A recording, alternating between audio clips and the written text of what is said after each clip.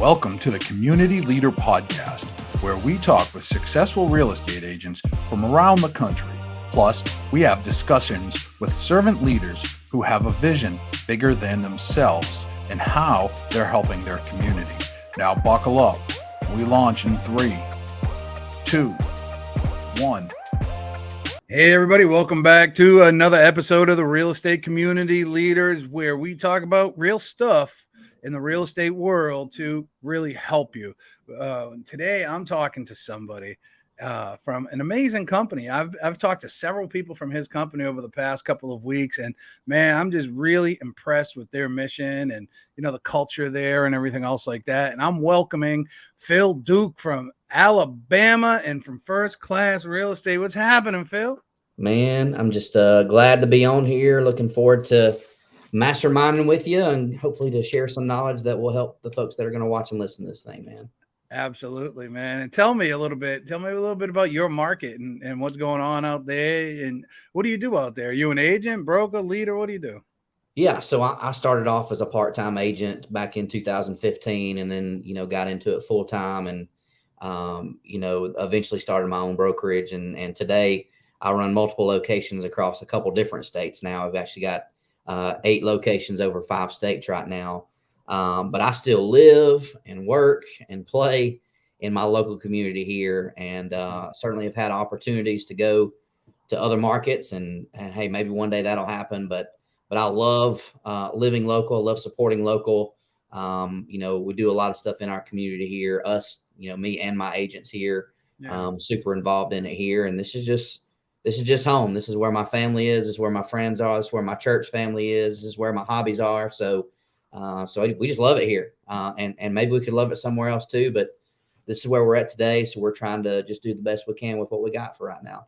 I hear, and you hit on the C word, man. And, the C word is very important to me, my mission, explore my town and what we do. And that's community, man. How involved, I know a lot of you all at First Class Real Estate, community is an important thing. Giving back is an important thing. How involved are you in the community? How involved are the agents that are coming on to the company involved in the community? Yeah, well, I would say, one of the big things we look for when we're bringing agents onto our team, and we got a team here of, I think, 57 agents as of today. One thing we look for is people who are involved in the community. I mean, not to say that you have to be successful in real estate, but it certainly helps when people, sphere of influence is so big. We spend a lot of time as real estate agents and team leaders and brokers trying to figure out new lead sources, right? How to get strangers into our funnel. But we've got all these people that we already know, like, and they know, like, and trust us. How can we tap into those? And so I think that is something big we go after. So we've got several agents here who are very involved with, like, coaching Little League. They coach baseball, they coach softball.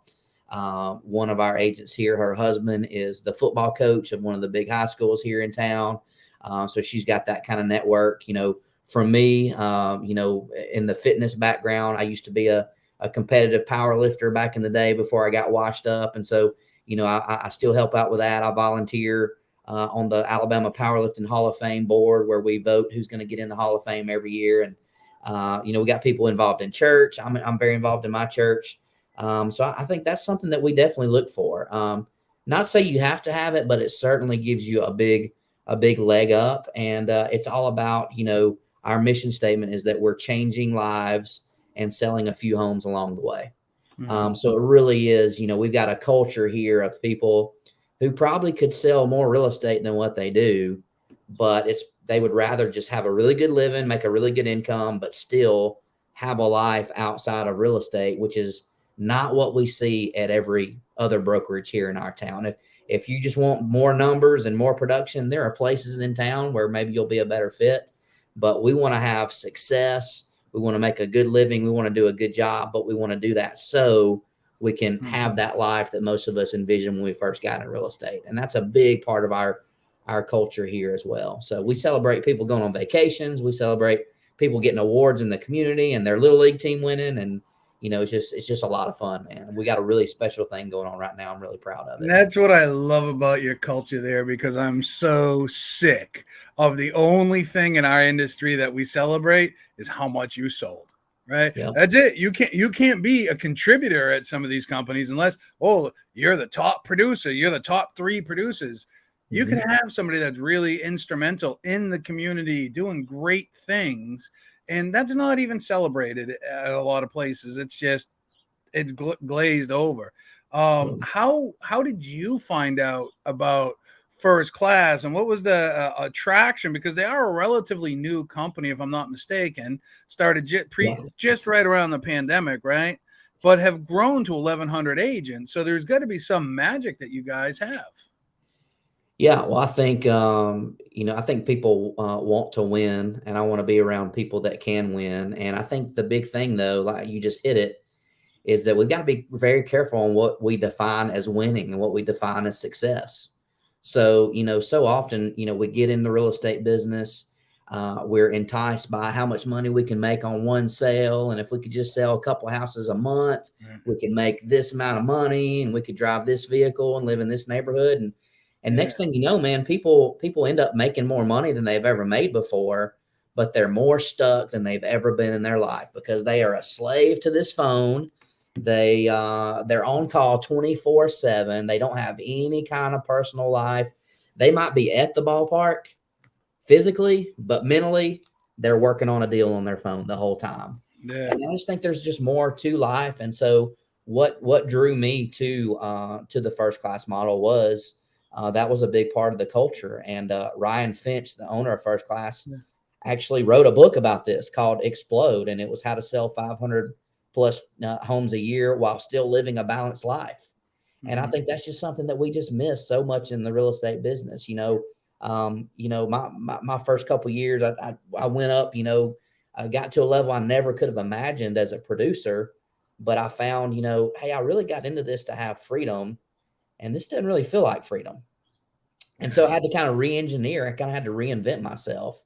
And so I think that is a big part of our culture and the model we have, outside of just having that culture. We have a model that allows us to make that a reality. Now, if you still want to go out and sell 150 houses in a year, we can accommodate that too. But our big attraction that we have to agents is that we can help you get a lot of your time back by the systems and the processes and the admin support that we can provide to you. And I think that's just what's made the company so attractive to those of us that have seen that more production and more sales and more money may not be actually what makes us happy. So, yeah, I love to hear it because it's absolutely true. When I get out of production, I forget where we were in the 40 million somewhere, right? That for the team, it was great money. Everybody was eating, right? We were all making great money, but yeah, I mean, we were attracted. We were connected to our devices 24/7. It didn't seem like you could ever shut it off. And what good is all that money if you can't shut it off, right? What is good is all of that? You got to have that work-life balance. You guys connecting to people in the community, I think, is so important, or the community involvement is so important, because that's where the people who are buying and selling are predominantly, right? So by making these relationships in the community, by being a friend and not just a salesperson that, shows up when they need to sell a home, right? Or they, whatever. Oh, hey, Sally, heard you needed to sell your home. Haven't talked to you in a while. How's the kids? Oh, they graduated. Oh, it's been that long, right? Yeah. You're out of touch. You're false at that point. You're fake. But when you can be a real friend and connect, because under all is the relationship. It's the relationship which is the core of the transaction. Would you agree to that? Yeah, 100%, man. And if that's the only time they hear from us, we're losing the battle, right? I mean, there's a lot of good vendors in town, but like we have a good group of local vendors that we like to let our clients know about. So we see on Facebook that their dishwasher tore up. Hey, I got a guy for that. And that's a great opportunity to reach out to that person individually. Just, hey, I don't know if you got your dishwasher fixed or not, but here's who we call, and we have appliance, issues like that. Yeah. Supporting their sports team, sharing, fundraisers they have. I mean, it's an integral part, but so many agents just can't do that because they're just stuck.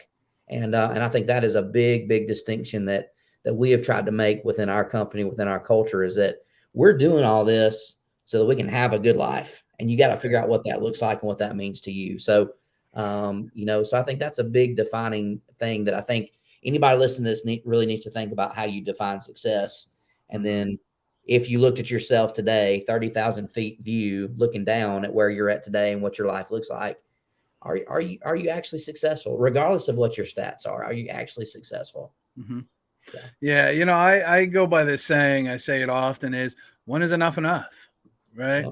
If you set a goal to make X and you hit it, I mean, is that enough? If you set a goal to save X amount, when is enough? One of the issues I find in real estate, and I'm going to ask you this question, I'm going to preface it with this. You say people get stuck, and we do see a lot of people get stuck. We have a high failure rate, right? A huge high failure rate, because it is a hard business. It's not hard work, but it's hard to get going. It's hard to, get into that mode. And even if you put something on the contract today, man, you're looking at, on average, I'm not talking about these quick sales, these one-off things. People come at you like, I closed something in 7 days. Great for you.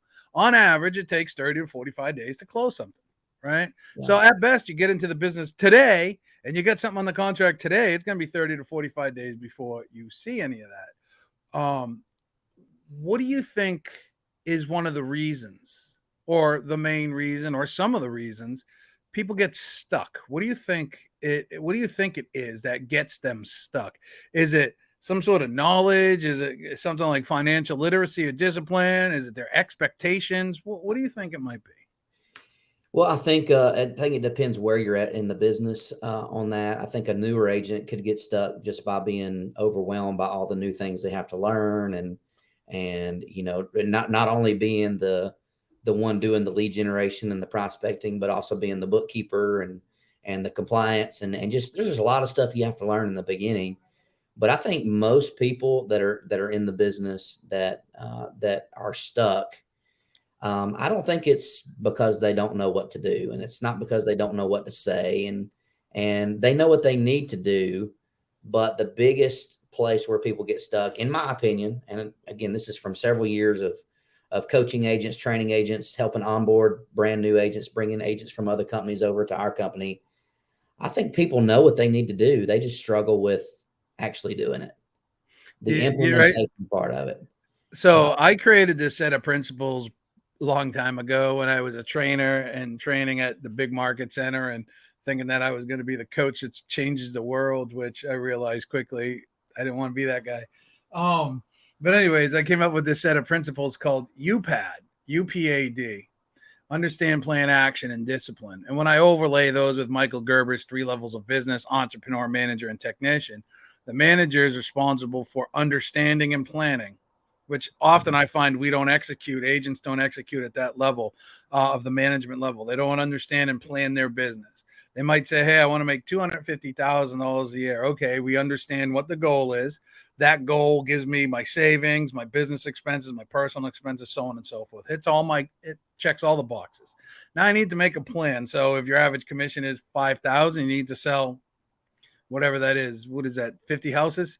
50 houses, right? And that I got to do this kind of activity in order to reach there. Okay, now I take that plan and I put it into action as the technician, as the real estate salesperson. The D is the hardest one of them all. And I think that might be what holds them back. It's the discipline. It's discipline to do the work, because we don't want to do some of this stuff, but we have to do some of this stuff. And when you accomplish the discipline, close up your negative gaps, that creates accountability back to your management level. So you're self-managed, because one of the problems in our industry is no accountability, right? We don't have accountability. Yes, the broker tries and everything else like that, but ultimately it's up to you. It's up to you to have that accountability. And it's so easy to say, oh, hey, you want to go out for a lunch and grab a drink? Sure. And then next thing you know, it's 3:00, right? These things are real. How important do you think discipline is to the overall equation? Yeah, well, I think you can be undisciplined if you have accountability. I think accountability is the glue that puts it all together. As a broker, as a team leader, you should be able to walk through an agent, what their plan should be to hit what their number is. Very, very, very simple. If you can't do that, you probably need to get that fixed before you do anything.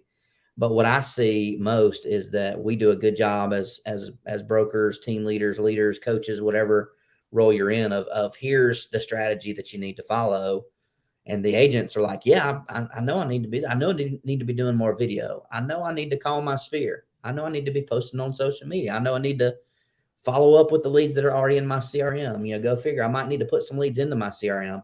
I think they know what they need to do, but I think we fail in holding them accountable to those things. And I think that's really been what has helped us the most recently is not only having, training that we offer to the agents, but actually providing them with accountability. And the agents that want to be held accountable, they show up to those meetings. The ones that don't, I have a hard time feeling sorry for an agent who's been given a plan. Same.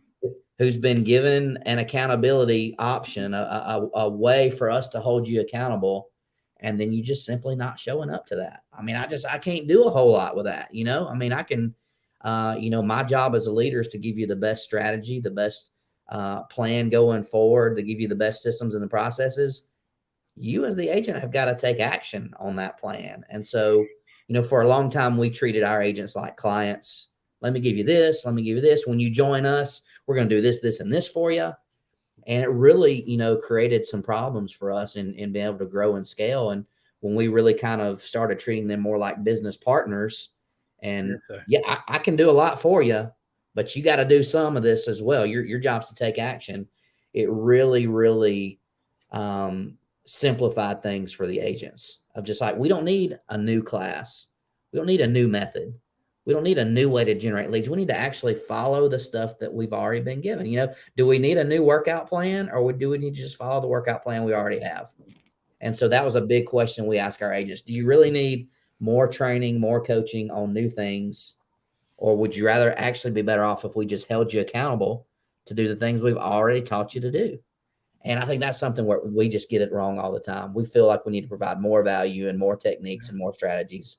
And, and that actually probably hurts agents more than it actually helps them. Yeah. And you know what? We are going so fast out there. And I said this to a friend of mine this morning. I said, the problem with technology is technology. It doesn't stop. It keeps coming. Oh, we need this. Oh, we need this. We need that. But we don't need any of that. What we need to do is continue to listen. Let's take McDonald's. They might try with the McRib, right? They might try with, I don't know, some new sandwich, right? Or whatever like that. But at the end of the day, they have their core products, right? The Big Mac, the quarter pounder with cheese, the Happy Meal, the Filet-O-Fish, right? They have their core products. Why? Because those core products sell. That's what sells the most, right? Yeah. So it's the same thing in business. What works? Then just do that. Because what happens, I find a lot of the times is, something new, quote unquote, easier, better. There's nothing better and easier. What works is you. What works is you. I have a friend of mine. She told me, she sampled this 2 years ago, maybe 3 years ago at this time. She had somebody go through and take samples of her database. Spent a lot of money for commissions, Inc., thousands of dollars a month in ads and everything else like that. And she's like, man, why am I broke? And so she had somebody go through and sample the leads. And what they estimated, they called these leads. They're like, no, we already bought, we already sold. And they're like, well, can I ask you a couple of questions about that? And so here she is getting all these leads coming in. They weren't being followed up. They weren't being called. They weren't being nurtured. They weren't being followed up on. She estimates she lost in 1 year $30 million in sales. Now, I'm not very good at math, but I'm good enough to know that that's a lot of money. And so she had to put some things into place. So often we go looking for all these other things, but everything we need is right there in front of us. Yeah. It's just like going out and being in the community. It's kind of a pain to go out and create relationships and follow up and nurture relationships. It is work. But at the end of the day, your community involvement of those relationships, the community involvement of, like you had mentioned, going to church or being involved in a sports league or something else like that, builds relationships relationships allow you to have conversations. Relationships open you up to other spheres of influence. And, NAR will say that, I had somebody try to correct me on this the other day, and I had to share the generational trends report with them. And anywhere between 67 to 74% of our business is either referred to us, we know them somehow, neighbor, friend, family, or we worked with them in the past, right? It's really that simple. So we don't need to go chasing shiny objects. We just need to focus on what we're supposed to be doing. And if you can what would you say to this? If you could just have 5 conversations a day, every single day about real estate, would that have a profound impact on somebody's business? Yeah, be huge. Yeah. I mean, it would be huge, simplicity, like you just mentioned, you drop anybody into any market and you have them make 100 phone calls a day or 100 door knocks a day, they're going to have success, right? I mean, this stuff is not difficult. It is not complex. It is simple. But so often, like you said, it's almost like we're kind of like wired in our brains to always find the easy way out. Like that probably been going on since the cavemen were here, like trying to find an easier way to do this, an easier way to do this. Mm-hmm. And so often agents are looking for that secret pill yes, to generate closings that, you don't even have to talk to them and you don't have to do it. I don't think it exists. I don't think it's out there. And so I think when we are honest with ourselves and we realize that there is no secret pill and we stop looking, now all of a sudden we can focus on the few things that we know that works, and we can let everybody else figure it out, some of this other technology that's out there and whether it works. And you know what? They'll probably, if they do figure it out, they'll probably offer a course. You'll probably be able to hop on a webinar. And if you buy it today, we'll give you 40% off. Somebody somewhere, let them waste the time to figure out if that technology or that new gadget is going to actually work. Let's focus on the stuff that we know for sure works. And like you said, 5 conversations a day, 10 conversations a day about real estate will definitely impact your real estate business in a positive way. But most agents don't simply do that. They don't. They wait for the phone to ring, or they wait for that low-hanging fruit to drop, right? Mm-hmm. Where the best apples are, you got to bring the ladder and get to the top of the tree, right? Yep. You got to do a little work, a little effort to get to that. Market's changing a little bit. I know, depending on the market you're in, some people say, oh, it's not changing here. Listen, it's changing somewhat, right? You might still be getting 20 offers instead of 40, so it's changed a little bit. But the market's changing a little bit. So let's say somebody's stuck. What's a piece of advice you would give somebody right now to help them unstuck themselves? Yeah, well, I think one of the things that I see being a big difference between the agents that are having success and the ones that are just, either struggling or just barely keeping their head above water is you got to be careful what clients you work with, right? I mean, with interest rates going up, with inventory changing, and it's starting to level out a little bit, but we're going to be getting back to a market probably where there's going to be a little bit more inventory, and it is going to change somehow, some way. But what will always stay the same is if you can find motivated clients to work with, you will win. So I see a lot of agents right now, they've got somebody, this is crazy market right now. Almost everybody who's owned a house for 2 or 3 years has tons of equity. And there's a lot of them that they would like to find a new house to move to. And if they found that house, they would put their house on the market. But to me, that if you had to rank that person's level of motivation to move, probably is a 5 or a 6 out of 10 versus the person that accepts a job in another city, in another state, that's got to move, that's got to sell their house. That's going to be a 10. And I just see so many agents, they get a couple people, they get them to sign a buyer agency agreement. You start looking at houses and they're not really, they sound motivated. You want them to be motivated. You want to believe down in your heart that they really are motivated, but they're really not. And if they don't find what they want, what are they going to do? They're just going to stay put. So I would say to anybody that's struggling, like, really look at your current inventory of clients or your leads that you've got that you're following up with. How truly motivated are those folks? And are you spending a lot of time going after unmotivated clients who don't really have to move, when you could be spending some time going after the folks that actually do have to move or have to sell. That's always been a winning formula for me. When I was early on in my career, everybody I talked to sounded motivated. And then the more you do this, the more you'd kind of pick up on little red flags here and there. You're at a listing appointment and they say, hey, if we can't get this number for the house, we're just going to stay put until the market's right there. Well, it's kind of a red flag because I don't know if I can get that, Now you might still take it if you don't have a whole lot going on, but I would say, more than ever, there's going to be less transactions. There's going to be less moving pieces on the board. You've got to free up more of your time to find those really motivated sellers and buyers that absolutely have to make a move, that don't really have a plan B. So just look at who you're working with, who you're showing. Were you showing them houses 4 weeks ago? Were they pre-approved 6 months ago and they still hadn't found something? Maybe don't give up on them, but maybe free up some of your time to go find that person who says, hey, I'm pre-approved right now and I've got 30 days to find out. Yeah. So that's always been a winning formula for me. And so many of the low producing agents just end up getting stuck working with the same old couple buyers over and over and over, week after week, month after month. And then those people end up not really buying anything. Or if they do, it's 1 out of 3. Right. So I would say be laser focused on finding those. Or you see them on Facebook complaining that they bought a for sale by owner, or bought with another agent in another area or whatever like that. Yeah. I agree. Qualify, right? And what I would say too is, how do you find those people, right? I would say, man, this is why you need to be present on social media with video, right? If you're present on social media, if you're always posting good, positive stuff, people, if you're putting out videos on YouTube about the area, you're going to become an area expert. Don't do what everybody else does. Do something different. Be a little bit different. Tell the story of your area. Why do you love it there? Why do you live there?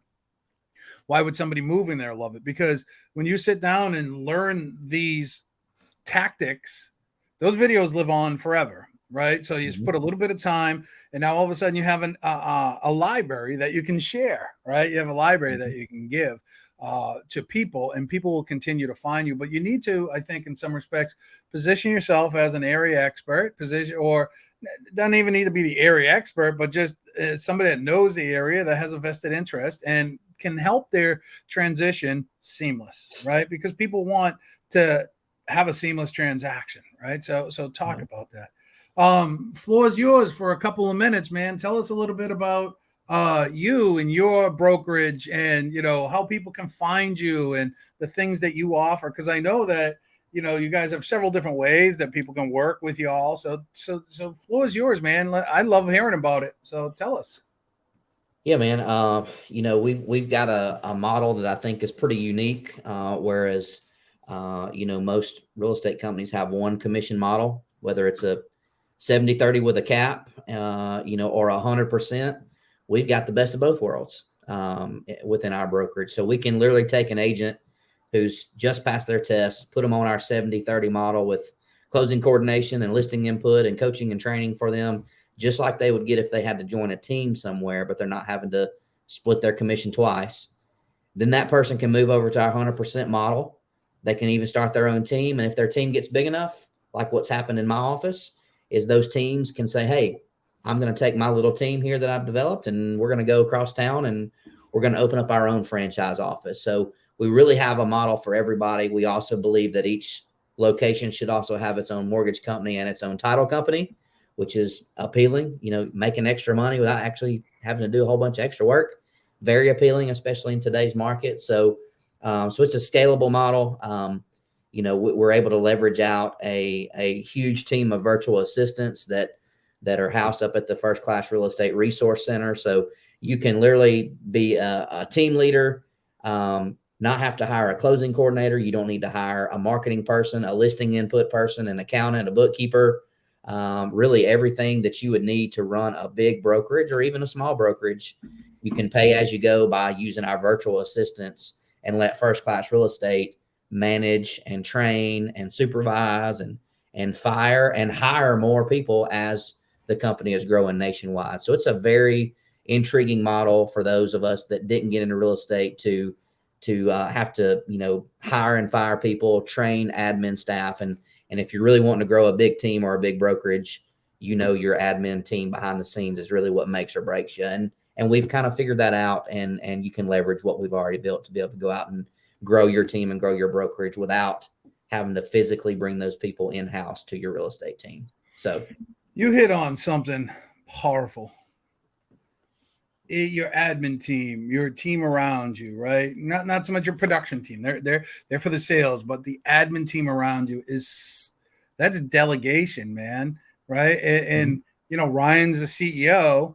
He isn't down in Alabama helping. What'd you say? 57 agents. Yep. You're down there. He's giving you the delegated the tools and the ability, the culture, the systems that you can do it, right? And they can tap into it. So he can focus on bigger things. That is so powerful. And that's the way we operate too.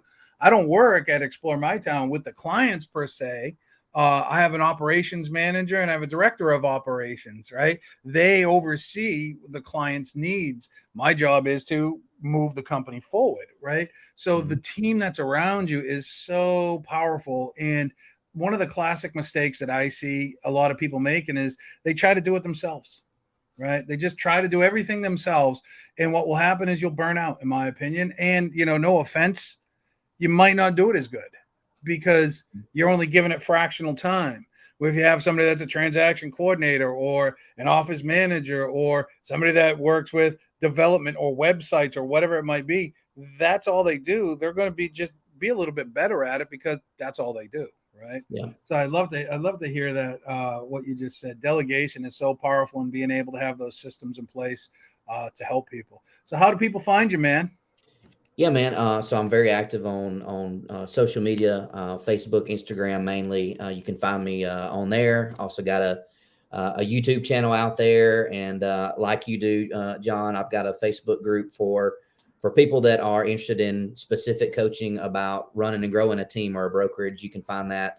It's called Real Estate Leadership Roundtable. It's a public group where we post training content in there. We bring guests on just like yourself to come in there and help people who are wanting to run and grow a team and brokerage as well. So very easy to find. Phil Duke Jr., First Class Real Estate. Cool, man. Awesome. Well, I appreciate that. So check out Phil online, y'all. He's got a great group. Go and join that group. And I'll pitch our group too, the real estate the real estate community leaders. If you go to facebook.com/group/community leaders, you'll find it. Or if you just type in real estate community leaders, what I talk about in that group mainly is how to be a community leader, networking, sphere of influence hacking, video, social, all that kind of good stuff. Anyways, Phil, I want to thank you for your time and being here. Everybody, thanks for listening. Peace out.